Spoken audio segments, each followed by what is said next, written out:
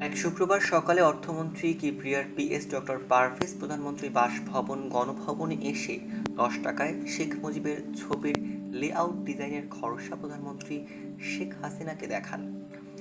নতুন এই 10 টাকার লেআউট ডিজাইনের খরচা প্রধানমন্ত্রী শেখ হাসিনা মৌখিকভাবে অনুমোদন করে দিলে তবেই তা ছেপে নতুন 10 টাকার নোট হিসাবে বাজারে ছাড়া হবে।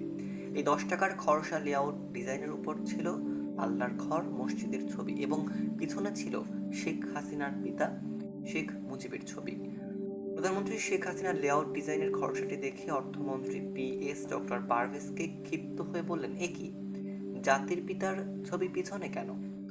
অর্থমন্ত্রী পিএস ডক্টর পারভেজ কিছুটা অপ্রস্তুত হয়ে বললেন, বাজারে চালু বর্তমান 10 টাকার নোটের উপর মসজিদের ছবি আছে। ধর্মীয় অনুভূতির কথা বিবেচনা করে উপরের মসজিদ এর ছবিটা ঠিক রেখে পিছনে জাতির পিতার ছবি দেওয়া হয়েছে। প্রধানমন্ত্রী শেখ হাসিনা রাগান্বিত কণ্ঠে বললেন, ওসব মসজিদ টসজিদ বুঝি না, জাতির পিতার ছবি উপরে দিয়ে নতুন 10 টাকার নোট ছেপে বাজারে ছাড়বেন।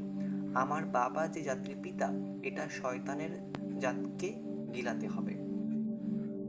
এরপর অন্য আর একদিন ডক্টর পারভেজ শেখ মুজিবের ছবি উপরে এবং মসজিদের ছবি পিছনে দিয়ে লেআউটের ডিজাইন নিয়ে এলে প্রধানমন্ত্রী শেখ হাসিনা তা দেখেনও খুশি হন এবং মৌখিক অনুমোদন দেন।